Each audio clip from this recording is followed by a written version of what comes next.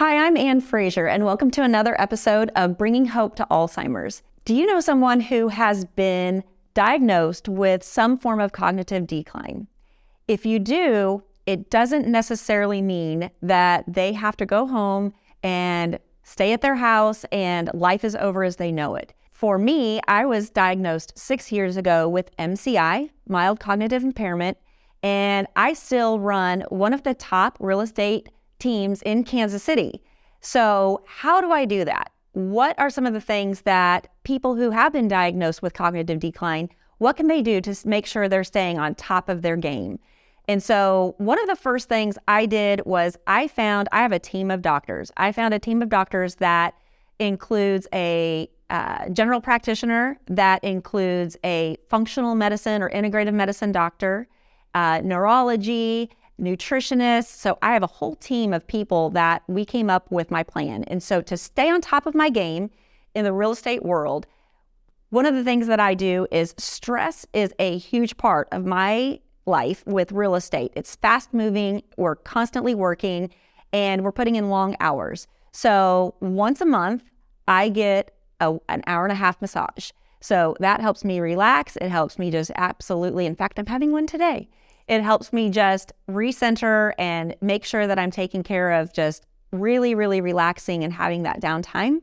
That's a huge part of that. Another thing I do to help keep my stress levels down is I haven't always been this way, but I have become a much better delegator, where I used to be like, I can do it all, I can do everything. Now I really try hard to delegate some things out to people on my team, to family members, to volunteers from my 501c3, because I cannot do it all.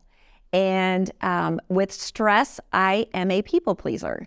And I love to make sure I say yes to everything. I try to make sure that I'm not making anybody uncomfortable or upset. And I also have had to really work on boundaries. And sometimes I'll start with the answer of no, or I buy time and say, let me think about that. Let me talk with Mark, my husband. So I try to buy some time so I'm not always saying yes to everything. That really helps me with my stress levels. Another thing that I have to do, this goes with stress, but it also goes with staying on my A game, is getting sleep and good quality sleep. So as sometimes people get older, especially women, we have trouble sleeping. I don't know why this is, but I really, really work on shutting down my computer in the evening, and I do a little bit of reading sometimes before I go to bed, but I listen to an app that helps me just take some deep breaths and helps me really try to relax. And I typically now fall into a pretty deep sleep, and perfect for me is 8 to 9 hours of really good quality sleep. Then the next day I am on my game.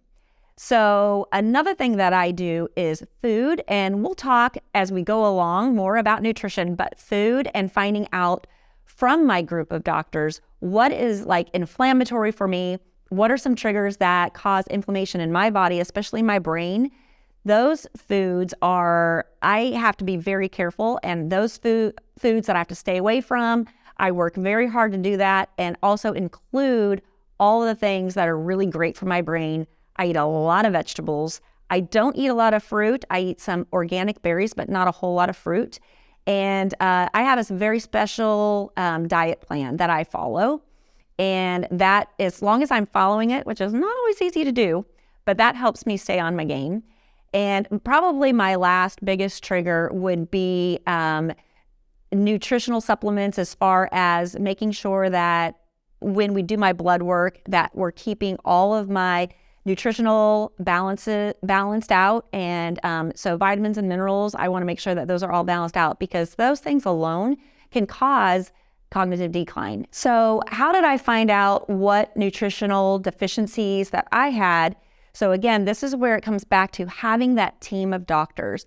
We did a huge battery of tests. So from blood work, urine, all the things. I mean, we spit test, we did it all, and found out. We did a lot of gut testing, find out what's going on with my gut.